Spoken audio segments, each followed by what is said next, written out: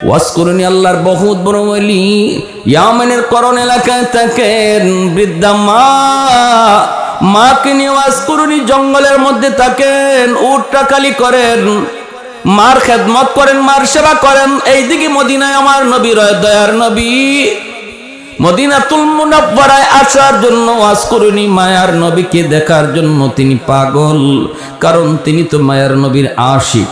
মাকে বলতেছেন, মা গো আমি তো মদিনায় যেতে চাই, আমার মায়ার নবীর এক নজন দেখতে যাব।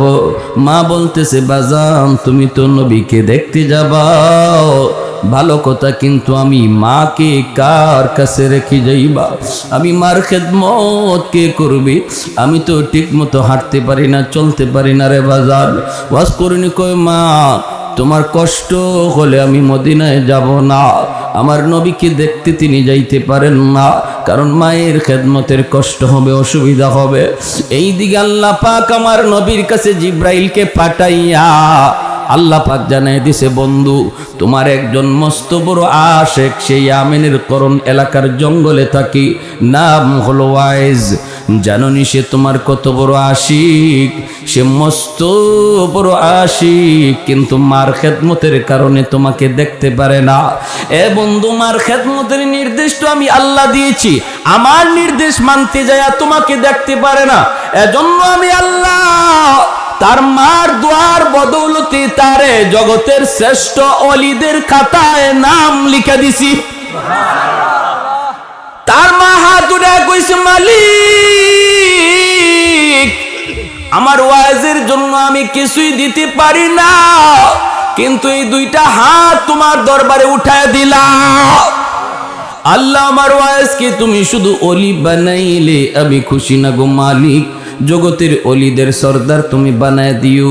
আল্লাহ পাক রব্বুল আলামিন কয়, বন্ধু আমি তার জগতের অলিদের শ্রেষ্ঠ অলি বানায় দিছি, সে তোমার মস্ত বড় আশেক। শুধু সে আশেক নয়, আমি তার মুস্তাজাবুদ দাওয়াও বানায় দিছি। সে হাত উঠাইতে দেরি হয়, কিছু চাইতে দেরি হয়, কবুল হতে দেরি হয় না। মুস্তাজাবুদ দাওয়া কাকে বলে? যে হাত তুলতে দেরি, কবুল হতে দেরি হয় না। যুবক একটু দিল দিয়া কথাগুলা শোনো। আল্লাহ নবী রহমতের নবী খবর পাইলেন, খবর পাইয়া মায়ার নবী অসুস্থ। নবী বুঝতেছেন নবী দুনিয়ায় আর বেশি দিন থাকবেন না। ওই অবস্থায় নবী বলেন, উমর কোথায়? আলী দিকে আসো, শুনো আমি একটা সংবাদ দিয়া যাই, একটা খবর দিয়ে যাই। আমার একজন মস্ত বড় আশিক ইয়ামেনের করণ এলাকার জঙ্গলে থাকে, নাম হলো ওয়াইজ। ওমর আমার আল্লাহ আমাকে জানাইছেন সে আমার মস্ত বড় আশিক। শুধু আশিক না, আল্লাহ তারে ওলি বানাইয়া মুস্তাজাবুদ দাওয়া বানায় দিছে। এ ওমর আমার ইন্তেকালের পর আমার পরনের জুব্বাটা আমি তাকে হাদিয়া দিলাম, হাদিয়া। আমার ইন্তেকালের পর এই জুব্বাটা নিয়ে তুমি তার সন্ধানে বের হবা, ইয়ামেনের করণ এলাকার জঙ্গলে যায় তুমি তারে তালাশ করবা, তালাশ কইরা আমার পরনের এই জুব্বাটা তুমি তারে দিয়ে দিবা। জানোনি এত বড় মাকাম, এত বড় মর্যাদা সে কেমনে লাভ করেছে? শুধুমাত্র মার দোয়ার বদৌলতে। হযরত ওমর কয়, নবী গো চিনব কেমন করে? আল্লাহ নবী কয়, তার চেহারাটা এমন, তার বডিটা এমন, তার চুলটা এমন, তার হাতটা এমন, তার পাটা এমন, হাতে ডান হাতের তালুতে একটা সাদা দাগ দেখতে পাইবা। হযরত ওমর কয়, ইয়া রাসূলুল্লাহ আপনি নিজে বলতেছেন সে কোনোদিন আপনাকে দেখে নাই, আপনিও তারে দেখেন নাই গো নবী, কেমন করে তার চেহারার পরিচয় দিচ্ছেন, বডির পরিচয় দিতেছেন? আল্লাহর নবী রহমতের নবী কয়, ওমর রে আমার আশিক স্বপ্ন যুগে আল্লাহ আমাকে বহুবার দেখা দিছে। মান রাআনি ফিল মানাম ফাকাদ রাআনি ফাইন্না শাইতানা লা ইয়াতামাসসালু বি। আল্লাহর নবী রহমতের নবী বলেন, কেউ যদি স্বপ্নে আমি নবীকে দেখে যেন সে বাস্তবেই আমাকে দেখলো, আর যে স্বপ্নে নবীকে দেখলো তার জন্য জাহান্নাম হারাম হয়ে যায়। আল্লাহর নবীর স্বপ্নে যে দেখবে তার জন্য জান্নাত ওয়াজিব হয়ে যাবে, জাহান্নাম হারাম হয়ে যাবে। নবীকে স্বপ্ন দেখার একটা বহুত বড় আমল বুজুর্গানে কেরাম বলছেন, ঘুমানোর আগে যদি কেউ রেগুলার প্রতিদিন এশার নামাজ পইরা যখন ঘুমায় 100 বার দুরূদ শরীফ পইরা যদি সে ঘুমায়, 100 বার দুরূদ শরীফ পইরা যদি কেউ ঘুমায় প্রতিদিন, তাহলে ফুকাহাগণ সুফিয়ানে কেরামগণ বলেন মৃত্যুর আগে আগে আল্লাহ তারে স্বপ্ন যুগে নবীর স্বপ্নে দেখাইয়া দিবে। পারবো না এই আমলটা করতাম ইনশাআল্লাহ। ছোট্ট দুরূদ শরীফ, ছোট্ট লম্বা দুরূদ শরীফ পড়া লাগবে না। সাল্লাল্লাহু আলাইহি ওয়াসাল্লাম, সাল্লাল্লাহু আলাইহি ওয়াসাল্লাম, কোন সবাই সাল্লাল্লাহু আলাইহি ওয়াসাল্লাম, এই দুরূদ শরীফ হয়ে গেল। সাল্লাল্লাহু আলাইহি ওয়াসাল্লাম একবার, আবার সাল্লাল্লাহু আলাইহি ওয়াসাল্লাম 2 বার, আবার সাল্লাল্লাহু আলাইহি ওয়াসাল্লাম 3 বার। এভাবে আপনি একটা কিলিয়ে তসবির দানা লইয়া 100 বার প্রতি রাত ঘুমাইবার আগে পইরা পইরা ঘুমাইয়েন। আল্লাহ আপনাকে ঘুমন্ত অবস্থায় স্বপ্নে নবীর সাথে দিদার নসিব করায় দেন। হযরত ওমর ফারুক রাদিয়াল্লাহু তাআলা আনহু কয়, ইয়া রাসূলুল্লাহ, কেমনে দেখলেন? নবী বলেন, স্বপ্ন যুগে আল্লাহ আমাকে দেখায় দিছে আল্লাহর নবীর পরনের জুব্বা। হযরত ওমর নবীর ইন্তেকালের পর এই জুব্বা নিয়ে তিনি রওনা দিয়ে দিলেন। সঙ্গে আছেন আলী। ইয়ামেন ঢুকলেন, করণ এলাকায় আসলেন। মানুষকে জিজ্ঞেস করেন, তোমরা ওয়াইজ নামে কাউরে চিনোনি? কেউ কয় না, চিনি না, চিনি না। একজন রাখাল কয়, হ, একজন ওয়াইজ নামে একটা লোক আছে, আমরা যারে পাগল বলে ডাকি। জঙ্গলের ভিতরে তাকে সাধারণভাবে আমাদের মতো চলাফেরা করে না, জঙ্গলের ভিতরেই তাকে একটা উট রাখালি করে। আর তার মা আছে বৃদ্ধা মা, মাকে নিয়ে ওখানে একটা ঝুপড়ির মধ্যে থাকে। মাঝে মাঝে তারে জঙ্গলের ভিতরে সেজদারত অবস্থায় কানতে শোনা যায়। সেজদারত অবস্থায় তারে কানতে শোনা যায়। যখনই সে সেজদায় কান্দে গো, তখনই আমাদের পশু, আমাদের উটগুলিও কান্না শুরু করে, খানা তারা বন্ধ করে দেয়। তার কান্নার সাথে সাথে পশু পাখিগুলি স্তব্ধ হয়ে যায়। হযরত ওমর ফারুক রাদিয়াল্লাহু তাআলা আনহু বলেন, আলী চলো, তাহলে ওই দিকে আমরা যাই, হয়তো আমরা তার সন্ধান পেয়ে গেছি রে আলী। হযরত ওমর তিনি চলে আসলেন জঙ্গলের ভিতরে, খুঁজতে খুঁজতে পেয়ে গেলেন। পাইলেন হযরত ওমর তার চেহারার দিকে তাকান, বডির দিকে তাকান, চুলগুলির দিকে তাকান। তাকে হযরত ওমর তিনি দেখতেছেন আল্লাহর নবীর বলে দেওয়া বিবরণ 100 তার সাথে মিলতেছে। তখনই হযরত ওমর বলে, আপনার নাম ওয়াইজ, আল্লাহর নবী আপনার কাছে আমাদেরকে পাঠাইছেন। এই কথা বলতে ওয়াজকুরুনি কর, নবী যে ওয়াইজের কাছে আপনাদেরকে পাঠাইছেন আমি সেই ওয়াইজ না। আল্লাহু আকবার, জোরে কর। আমি এত বড় হতে পারি না, এত বড় হতে পারি না যে আমার খোঁজে নবী লোক পাঠায় দিবে। সুবহানাল্লাহ। খাঁটি আল্লাহওয়ালারা তাদের উইলায়াতকে গোপন রাখতে চায়, ঠিক কি না? খাঁটি আল্লাহর ওলি যারা সবসময় গোপন থাকাকে পছন্দ করে, প্রকাশ হতে চায় না। আর বেজাল যেখানে আছে এখানে খালি ফটর ফটর, বেজাল যেখানে আছে এখানে খালি অ্যাডভার্টাইজ, এখানে খালি সাইনবোর্ড, এখানে খালি ব্যানার। আছে না নাই? আশিকে রসুল, মাহবুবে খুদা, গাউসে হামদানি, কুতুবে রব্বানি, সারাসল্লে সুলকানি, নাম আর খুঁজে পাওয়া যায় না।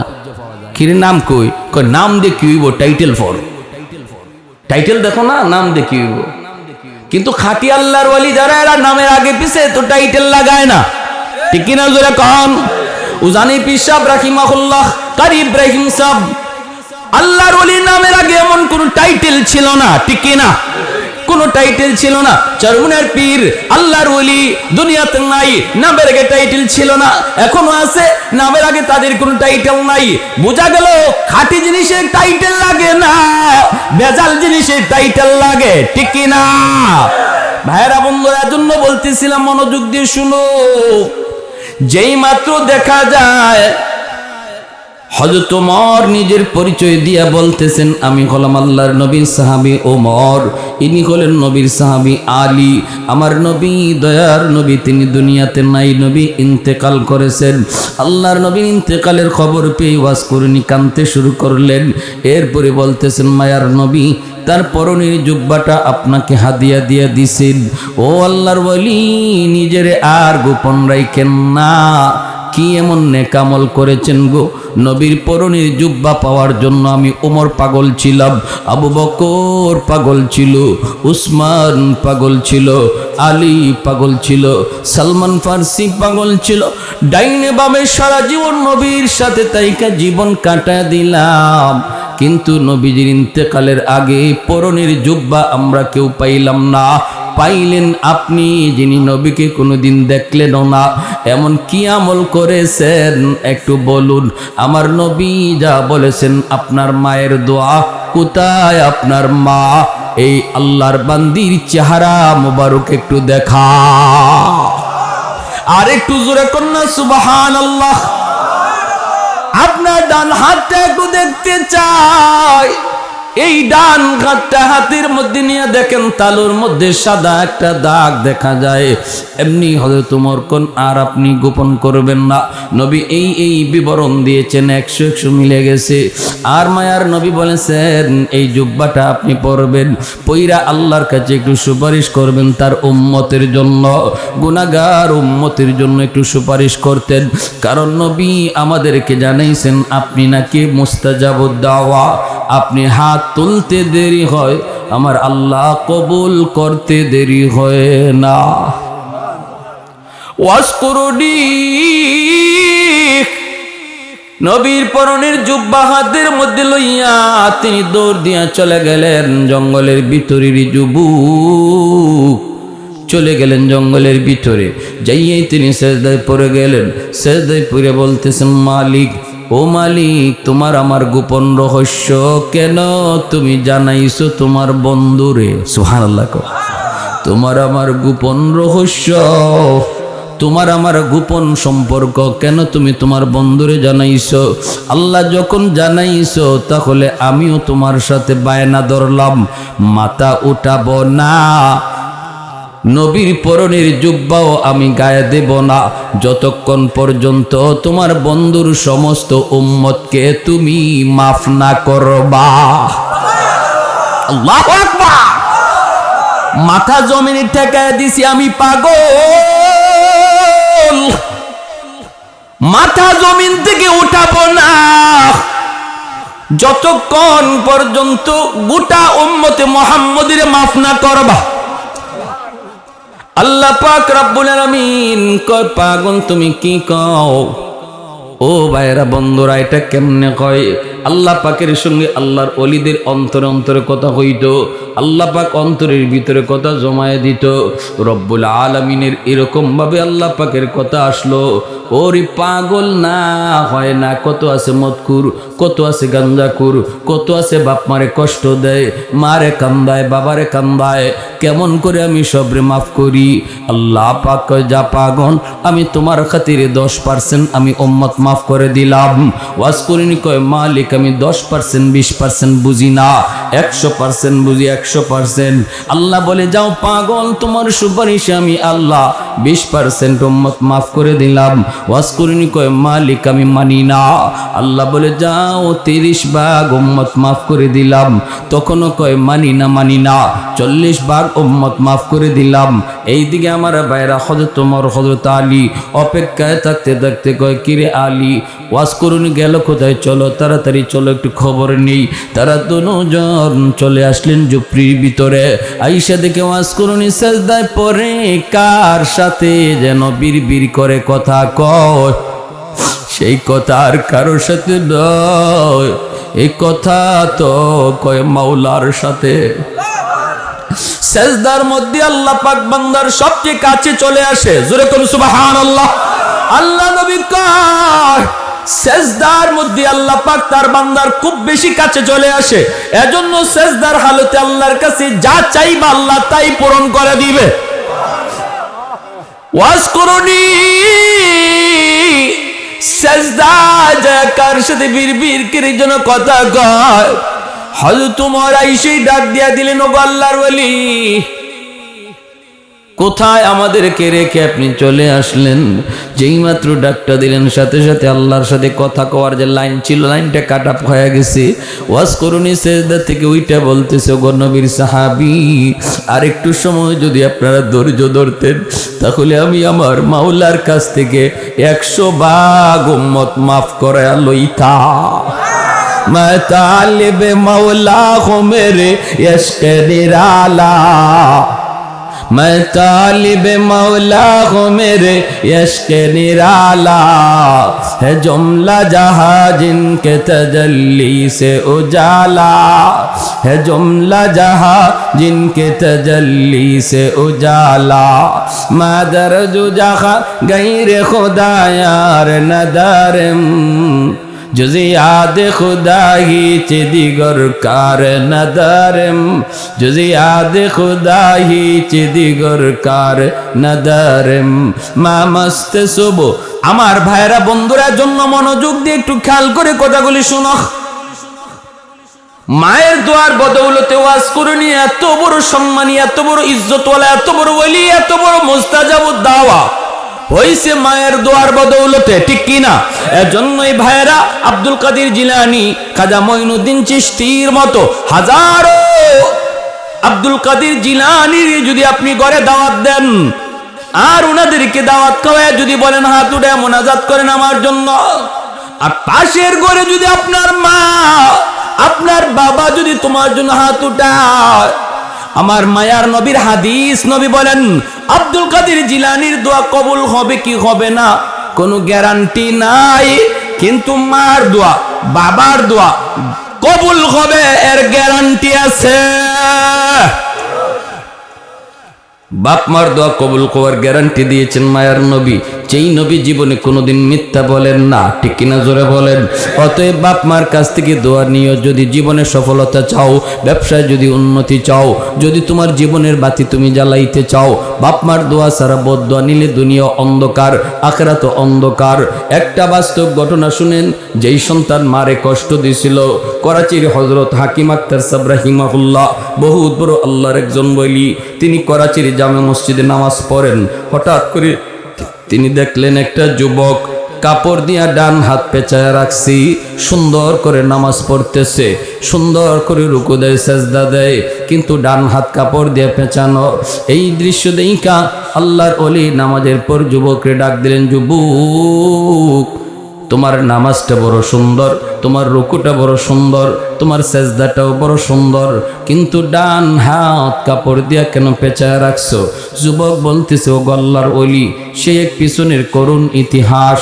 আমার হাতের মধ্যে পচন শুরু হয়েছে, দুর্গন্ধ বের হয়, এত গন্ধ, এত দুর্গন্ধ, কাপড় দিয়ে যদি পেঁচায় না রাখি মসজিদের ভিতরে কেউ নামাজ পড়তে পারবে না, সবাই আমাকে মসজিদ থেকে বের করে দিবে, এজন্য কাপড় দিয়ে পেঁচায় রাখি। আল্লাহর ওলি বলেন, কেন তুমি কি ডাক্তার দেখাও না? যুবক বলে, ডাক্তার দেখানো শেষ, ভারত পাকিস্তানের সব ডাক্তার দেখানো শেষ, কেউ আমার রোগ ধরতে পারে না, কেউ রোগ ধরতে পারে না, পারে না, পারে না। আল্লাহর ওলি কয়, তাহলে অন্য দেশের ডাক্তার দেখাও না কেন? এমনি যুবক চুকির পানিটা চাইরা কান্দে আর বলতেছে, ও আল্লাহর ওলি, আমার বিশ্বাস হয়ে গেছে তামাম দুনিয়ার সমস্ত ডাক্তার যদি দেখানো হয় তবু আমার রোগ ভালো হবে না, কারণ আমার আগুন লাগছে আসমানে, পানি যদি দেই জমিনে কোনো দিন আগুন নিববে না। আগুন লাগছে শেরপুর, পানি দেই ফরিদপুর, কোনোদিন আগুন নিববে না। আমার অসুস্থতা হলো, আমার রোগ হলো আসমানে, চিকিৎসা চলছে জমিনে, কোনোদিন আমার রোগ ভালো হবে না। আল্লাহর ওলি করাচির হযরত হাকিম আক্তার সাহেব রাহিমাহুল্লাহ, তিনি বলতেছেন, বাবা কি ঘটনা বলো। এই কথা বলতেই যুবক কান্না শুরু করে দিছে। যুবক বলতেছে, ও আল্লাহর ওলি, আমি আমার মায়ের গর্ভে একমাত্র সন্তান, জন্মের কিছুদিন পরই আব্বা মারা গেলেন, আমার নানা নানি মামা মামি আসছেন আমাকে অন্যত্র, আম্মাকে অন্যত্র নিয়ে বিয়ে দিয়ে দিবে, কিন্তু মা কয় না আব্বা আমি যাব না, আল্লাহ আমাকে একটা মানিক দিয়েছে, আমি আমার মানিকের চেহারা দেখে জীবন যৌবন কাটায় দেব। আমি আমার স্বামীর বাড়ি ছাড়ব না। আমার আম্মা আমাকে দেখা তার জীবন যৌবন কাটায় দিল। মানুষের বাড়িতে কাজকর্ম কইরা আত্মীয় স্বজনের কাছ থেকে ধার আইনা আইনা আমার আম্মা আমাকে লেখাপড়া করাইল।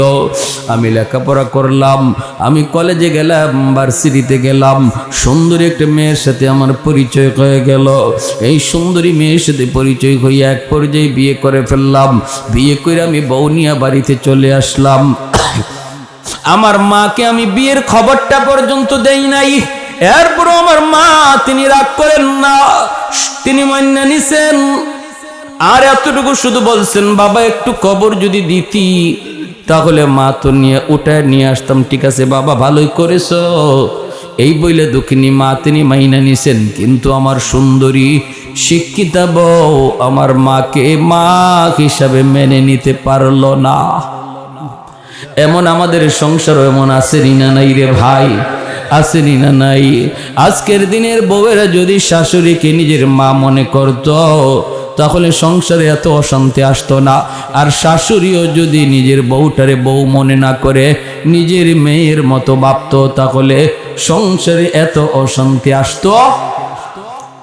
ভাইয়েরা বন্ধুরা, এরপর দেখা গেল কি, ওই যুবক বলতেছে, আমি অফিস থেকে বাড়িতে যখন ঢুকি রাতের অন্ধকার, আমার কানে কানে আমার মায়ের বিরুদ্ধে আমার বউ আমার কানে কানে আমার মায়ের বিরুদ্ধে নালিশ দেয়, কান ফোড়া দেয়। আমার কান শুধু বাড়ি করে বাড়ি করে বাড়ি করে বাড়ি করে বাড়ি করে। আমি তো দুর্বল, মহব্বত করে ভালোবেসে বিয়ে করেছি, এজন্য আমি আমার বউয়ের প্রতি দুর্বল হইয়া মার রুমে ঢুইকা মারে বকাবকি করলাম। প্রথম রাতে বকাবকি করলাম। মা কইতেছে, বাজান আমি কিছু বলি নাই, যা কইছে তোর বউয়ে কইছে। কিন্তু এরপরও মায়ের কথা বিশ্বাস করলাম না, বউয়ের কথা বিশ্বাস করলাম। ও আমার ভাইরারে যুবক, যদি নিজের জীবনের সাথে মিলে যায়, আল্লাহর দোহাই কথাটা দিল দিয়া গ্রহণ করো। কাউকে উদ্দেশ্য নিয়ে কিছু বলতে আসি নাই, এসেছি কথাগুলি বলে যাই, জানি না কার জীবনে পড়ে যায়। তওবা করে এখান থেকে উঠবা, চোখের পানি জড়ায় উঠবা, নতুবা জিন্দগি আল্লাহ দুনিয়া তো বরবাদ করে দিবে, আখিরাত তো কোনো কুল কিনারা খুঁজে পাবা না। সাগরে হাবুডুবু খাওয়া একজন মানুষ যেমন ভাবে কোনো কিছু কুল কিনারা পায় না, যেই সন্তানের উপরে মার কষ্ট, বাবার কষ্ট, সেও তার জিন্দগির আর গোটা জীবনটার ভিতরে সাগরে পড়া হাবুডুবু মানুষটার মতোই শুধু ঘুরবে, কুল কিনারা খুঁজে পাবে না রে যুবক, কুল কিনারা খুঁজে পাবে না। ভাইরা বন্ধুরা, ওই যুবক বলতেছে গল্লার বলি, প্রথম রাত গেল আমি বকাবকি করলাম, দ্বিতীয় রাতে আইসেই আমি মার গায়ে হাত উঠে ফেললাম। যেই মাত্র মার গায়ে হাত উঠাইছি, দুঃখিনী মা হাউ মাউ করে কান্না শুরু করেছে। আর বলতেছে, বাজার আজকে বুঝি মার গায়ে তুই হাত উঠে দিলি রে। এই হাতটা মা চুমায় চুমায় বড় করছি, তোর হাতের মধ্যে মায়ের কি পরিমাণ চুমা লেগে আছে তুই জানো না। আজকে হাত দিয়ে বুঝি মারে তুই মারলি, ঠিক আছে যা, আল্লাহ যেন তোর এই হাত আল্লাহ যেন ফসাইয়া দে, তুই যেন আমার জানাজার নামাজ পড়তে না পারো। ওই যুবক বলতেছে, আল্লাহর বলি আমি তখনই টের পাইছি আমার পায়ের নিচের জমিনটা কাইপে উঠছি। আমার তখনই বুঝ হয়ে গেছে মার দুনুটা বদ্ধ আল্লাহর আরশে পৌঁছে গেছে। আমার মায়ার নবী কয়, বাপ মার দোয়া বদদোয়া আল্লাহর আরশে পৌঁছতে মাঝখানে বাধা থাকে না, বদ্ধ আল্লাহর আরশে পৌঁছে যায়। ওই যুবক বলতেছে, আল্লাহর ওলি কিছুদিন পর অফিস থেকে খবর পাইলাম আম্মা মারা গেছে। আমি জানাজা পড়ার জন্য বাড়ির দিকে রওনা দিলাম, কিন্তু রাস্তাঘাটে এত সমস্যা হলো, অন্য কোনোদিন এত সমস্যা হয় না। বাড়িতে পৌঁছতে পৌঁছতে অনেক দেরি হয়ে গেল। আমি বাড়িতে ঢুকেই দেখি, গ্রামে ঢোকা মাত্রই দেখি মানুষজন একটা লাশ নিয়ে কবরস্থানের দিকে যাইতেছি। আমার বুঝ হয়ে গেছে জানাজা শেষ হয়ে গেছে মায়ের। মানুষজন অনেক অপেক্ষা করেছে, আর কত করবি। আমি ভিতরে যাওয়া মাত্রই লোকজন কয়, বাবা অনেক অপেক্ষা করেছি রে বাজার, আর কত করব, আর কত করব। এই বইলা মানুষজন কবরে নিয়ে গেছে, আমিও কান্দি। মানুষকে বলি, বাবা তোমাদের কোনো দোষ না, দোষ না রে, দোষ না, এটা আমার কপালের লিখন। আমি তখনই বুঝে গেছি মার দুইটা বদদোয়া, একটা বদদোয়া কবুল হয়ে গেছে। তুই যেন আমার নামাজ পড়তে না পারো, আমি তোমার জানাজা পড়তে পারি নাই, কত চেষ্টা করলাম জানাজা তো পারি নেই। এইবার দ্বিতীয় বদদোয়াটা ছিল, তোর এই হাত যেন পৌঁছা যায়। আমি অপেক্ষায় আমি নিশ্চিত হয়ে গেছি মার দ্বিতীয় বদদোয়াটাও কবুল হয়ে যাবে। ও আল্লাহর ওলি, কিছুদিন পরে আমি দেখতে পেলাম আমার ওই হাতের মধ্যে একটা ফোড়া দেখা দিছে, ফোড়া। এই ফোড়া থেকে পচন শুরু হয়েছে। অ্যান্টিবায়োটিক খাই, অ্যান্টিবায়োটিক আনলাম, খাইলাম, কোনো লাভ হয় না। ডাক্তাররা নিজেরা বলতেছে আমরা তো কিছুই বুঝি না, কেন তোমার রোগ ভালো হয় না, কেন তোমার রোগ ভালো হয় না, আমরা তো বুঝি না। আমি ডাক্তারকে বললাম, ডাক্তার তোমরা আমাদের রোগ না ধরতে পারলেও আমি আমার রোগ ধরে ফেলেছি। আমার রোগ হলো আসমানে, চিকিৎসা চলছে জমিনে। সেই দিন থেকে পচন উপরে উঠে, খালি উপরে উঠে, উপরে উঠে। এইবার আমার ওই সুন্দরী বউ, যার মহব্বতে বইরা আমি মার গায়ে হাত উঠাইছি, আমার ওই সুন্দরী বউটাও আমারে ফালাইয়া বাপের বাড়ি চলে গেছে। মানুষজন আমাকে বাড়ি থেকে বের করে দিয়েছে, আত্মীয় স্বজন আমাকে বের করে দিয়েছে। এখন আমি রাস্তায় রাস্তায় ঘুরি, মসজিদে মসজিদে যায় কান্না করি। ও আল্লাহর ওয়ালি, ও আল্লাহর ওয়ালি, এবার বলুন আমার কোনো মা পাওয়ার উপায় আসেনি, উপায় আসেনি। এ যুবক মনে রাখো, যদি বাপ মার কলিজায় তুমি ব্যথা দেও, তাহলে একমাত্র আল্লাহর কাছ থেকে মাপ পাওয়ার উপায় হলো মারে বাবারে আবার খুশি করা। এছাড়া বিকল্প কোনো লাইনে আল্লাহরে খুশি করা যায় না। কারণ হলো জান্নাতুল বাকি, মদিনার কবর, ঠিক না? মদিনা শরীফের কবরের নাম কি? জান্নাতুল বাকির পাশ দিয়ে আমার রহমতের নবী যান।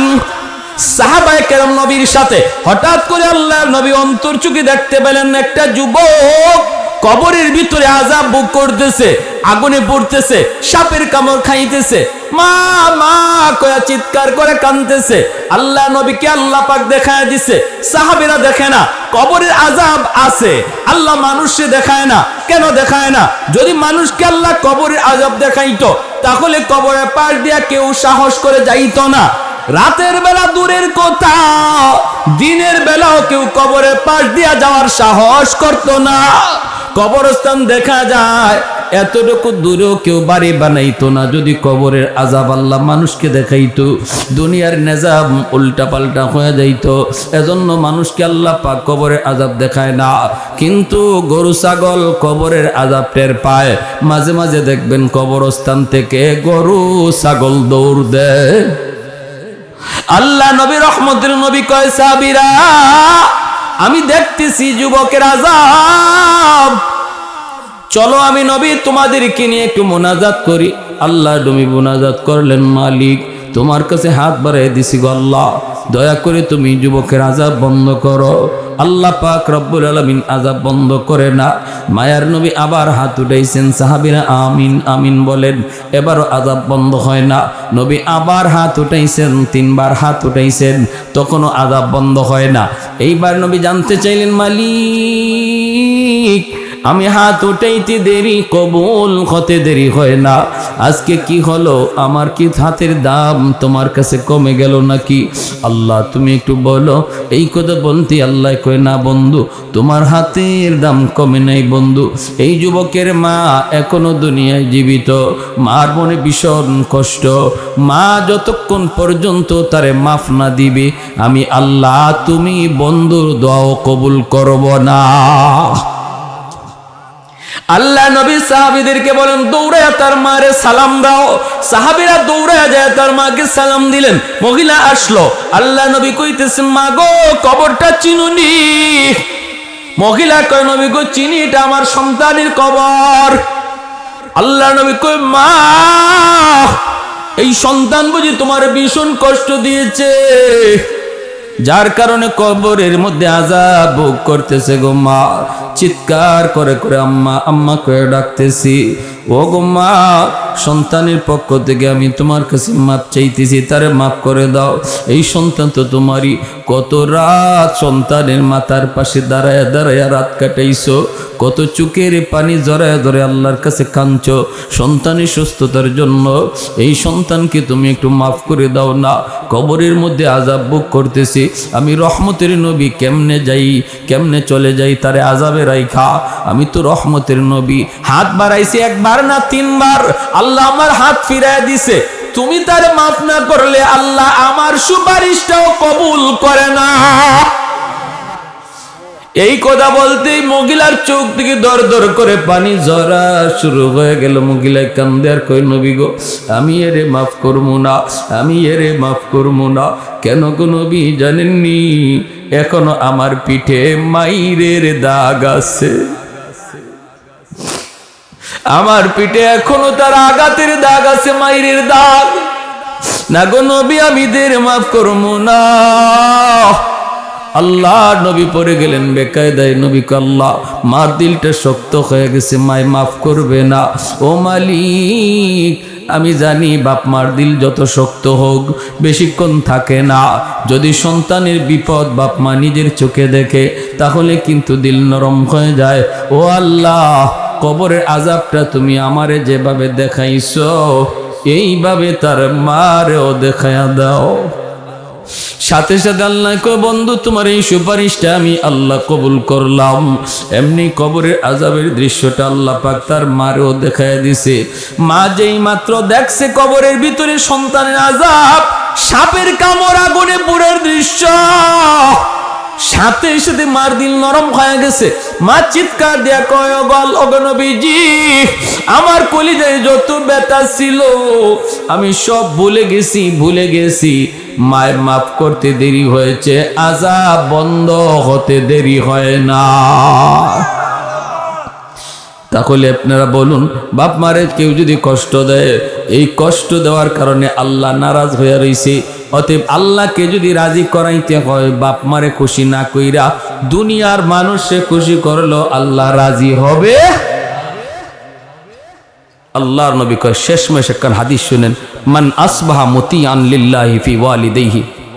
কোন সন্তান যদি রাতের বেলা মা আর বাবারে খুশি করে ঘুমায়, ভালো করে শুনেন আল্লাহর নবীর হাদিস, রাতের বেলা যদি কোন সন্তান বাপ মারে খুশি করে ঘুমায়, কিভাবে খুশি করবেন সেটা আপনার ইচ্ছা, আমি বলবো না এটা কেমনে, আপনি জানেন। পাশে বসে যদি মার সাথে একটু গল্প করেন, সন্তান তো মুখ ভরে আম্মা আব্বা কইয়া বেশি বেশি ডাক দিলেই বাপ মার দিল খুশি হয়ে যায়, ঠিক না? বাপ মারে খুশি করা পৃথিবীতে সবচেয়ে সহজ। শ্বশুর বাড়ির মানুষকে খুশি করতেও বোয়াল মাছ নিতে হয়, কিন্তু মারে আর বাবারে খুশি করতে আম্মা আব্বা, মুখটা বইরা আম্মা আব্বা ডাক টাক দিয়া দেখো মার দিল খুশি হয়ে গেছে। আর আল্লাহ বলে, বান্দা যখনই তুই তোর মার দিল খুশি করবে, বাবার দিল খুশি করবে, আমি আরশের মালিক তোর উপরে খুশি হয়ে যায়। এটা আমার আরশ পর্যন্ত পৌঁছে যায়, আমি খুশি হয়ে যাই। রাতের বেলা যদি ঘুমানোর আগে তুমি এরকম খুশি করে ঘুমাইতে পারো, অথবা বাজার থেকে এখালি কমলা আইনা, আম্মা আজকে কমলাটা তোমার জন্য আনছি, আব্বা আজকে খুব মিষ্টি কমলা পাইছি, আম্মা আব্বা তোমার জন্য আনছি, এই কথাটা কইয়া দেখো না বাবা কেমনে খুশি হয়, আমার সন্তান বাজারে গিয়ে আমার কথা বলছে না। রাতের বেলা যদি তুমি খুশি করে ঘুমাও, নবী বলেন সকাল হওয়া মাত্রই জান্নাতের দুইটা দরজা আল্লাহ তোমার জন্য খুলে দেয়। আমান আসবাহা আসিয়ান লিল্লাহি ফি ওয়ালিদাইহি আসবাহা লাহু বাবান মাফতুহান মিনান নার। আর যদি রাতের বেলা কোনো সন্তান বাপ মারে আঘাত দিয়া ঘুমায়, আঘাত দিয়া, ভালো করে জানে দিনের বেলা সে এমনভাবে কথা কইছে যেই কথার কারণে বাবার কলিজায় ব্যথা পাইছে, মায়ের কলিজায় ব্যথা পাইছে, মা ঘুমাইতে পারে না, সন্তানের এই কথা শুনে মার ঘুমে ধরে না, বাবার ঘুম আসে না, বুড়া বুড়ি বৃদ্ধা বৃদ্ধ বাবা আর মা তারা ঘুমাইতে গেলে একজন আরেকজনের সান্ত্বনা দেয়, কান্দো না এখন তো তাদেরই সময়, আমাদের সময় শেষ, আর কয়দিন বা দুনিয়ায় বাঁচব। এই বইলা স্বামী স্ত্রীরে চোখের পানি মুইসা দেয়, আর স্ত্রী স্বামীর চোখের পানি মুইসা দেয়। এইভাবে তুমি বাবারে মারে কান্দাইয়া যে ঘুমাইতে গেছো রে যুবক, আমার মায়ার নবী দয়ার নবী কয় তোর বাপ মা ঘুমায় না আর তুই বুঝি ঘুমাইতেছ। সকাল হওয়া মাত্রই জাহান্নামের দুইটা দরজা আল্লাহ খুলে দেয়, নাউজুবিল্লাহ। এই রাত যদি মরণ হয় নিশ্চিত জাহান্নামী। এই রাত যদি যুবকের মরণ হয় নিশ্চিত জাহান্নামে। হে 112 যদি হজ করে আয়, সারা জীবনও যদি হজ করে, এই নিশ্চিত জাহান্নামে। এই রাত্রে, যেই রাত্রে মারে কষ্ট দিয়ে ঘুমাইতেছে, আর যদি এই রাত তার মরণ হয়, এমন কোনো আমল নাই তারে জাহান্নাম থেকে ফিরাইতে পারে। এজন্য নবী বলেছেন সালাসাতুন কাদ হারামাল্লাহু আলাইহিমুল জান্নাহ, আদ-দাইয়ুস মুদমিনুল খামর ওয়াল আক আদ-দাইয়ুস আল্লাযী ইউকিররু ফি আহলিহিল কুবুর। তিন ব্যক্তির জন্য জাহান্নাম, জান্নাত হারাম। তিন ব্যক্তির জন্য জান্নাত হারাম: মদখুর, আরেক হলো বাপ মার অবাধ্য সন্তান, আরেক হলো দাইয়ুস। দাইয়ুস হলো ওই পুরুষকে বলে যে পুরুষ ঘরের ভিতরে স্ত্রী অসামাজিক অনইসলামিক কাজ করতেছে, বেপরদায় চলতেছে, আল্লাহরে নারাজ করতেছে, সন্তানেও করতেছে, বউও করতেছে, তার অধীনস্থ মানুষগুলা আল্লাহর অবাধ্য পথে চলতেছে, বেপরদায় বাইরিতেছে, এরপরও যে পুরুষে বাধা দেয় না, এই পুরুষ হইল পুরুষ দাইয়ুস। এই পুরুষ হইল পুরুষ দাইয়ুস। নবী বলে এই পুরুষ দাইয়ুসের জন্য জান্নাত হারাম। যে তার স্ত্রীরে বেপরদায় দেখকেও বাধা দেয় না, যে তার মেয়েটারে বেপরদায় দেখকেও বাধা দেয় না, যে তার বোনটারে বেপরদায় দেখকেও বাধা দেয় না, খারাপ কাজ চোখের সামনে হয়, এরপরে যেই পুরুষ বাধা দেয় না, তার অধীনস্থ লোক অন্যায় কাজ করতেছে, এরপরেও তাদেরকে শাসন করে না, আল্লাহ নবী কয় সে হলো পুরুষ দাইয়ুস, তার উপরে জান্নাত হারাম হয়ে যায়, নাউজুবিল্লাহ। অতএব আমার ভাইয়েরা, বন্ধুরা, এবার আসুন আমাদের বাপ মা যাদের দুনিয়ায় জীবিত, আমরা তাদেরকে আজ রাত খুশি করব। আর যাদের বাপ মা দুনিয়ায় নাই, আমরা কি করব? একটা আমল নবী বলে দিয়েছেন, মান যারা কবরা আবাইহি ফি কুল্লি জুমাতিন গুফিরা লাহু কুতিবা বাররান, রাওয়াহু আবু দাউদ শরীফের হাদিস। জুম্মার দিন যদি কেউ মা বাবার কবর জিয়ারত করে, জুম্মার দিন যদি বাপ মার কবর জিয়ারত করে, তাহলে আল্লাহ পাক রব্বুল আলামিন দুনিয়ার যদি সে বাপ মারে কোনো কারণে ইচ্ছা অনিচ্ছা কষ্ট দিয়া থাকে, আল্লাহ তারে মাফ কইরা বাধ্য সন্তানের তালিকাভুক্ত বানায় দেয়। এই যে কবরস্থানের উদ্যোগে আজকের মাহফিল, বলুন জুম্মার দিন আমরা জুম্মার নামাজ পইরা, অথবা জুম্মার দিন ফজর পইরা, অথবা না পারলে আসরের পরে জুম্মার দিন আমরা কবর জিয়ারত করতে কোন কোন আওলাদ রাজি আছেন? একটু হাত তুলে আল্লাহরে দেখান। আল্লাহ তুমি প্রতিটা হাতকে কবুল করো, জোরে বলি আমিন। ওয়া আখির দাওয়ানা আনিল হামদুলিল্লাহি রাব্বিল আলামিন।